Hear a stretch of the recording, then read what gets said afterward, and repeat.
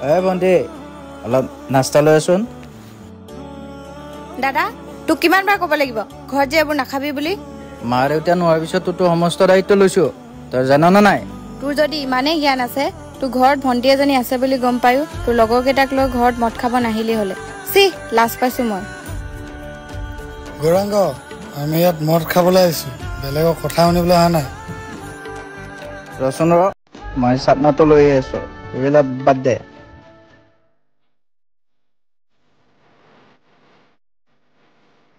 ঐ আজি ইয়াক মাল খাই পেলকুৱাই দিম ভনীয়েক অকলেহে থাকে মজা বন্ধুহঁত আজিৰ দিনক আকৌ বিশ্বাস কৰিব নোৱাৰি আজিকালি নিজৰ দেউতাকে ছোৱালীক তহঁতনো কোন তহঁতক মোৰ নিজৰ লগৰ বুলি ভাবিছিলো কিন্তু তহঁত স্বাৰ্থপৰ সুবিধাবাদী তহঁত মোৰ বন্ধুৰ যোগ্য নহয় ঐ আজি ইয়াক মাল খাই পেলকুৱাই দিম ভনীয়েক অকলেহে থাকে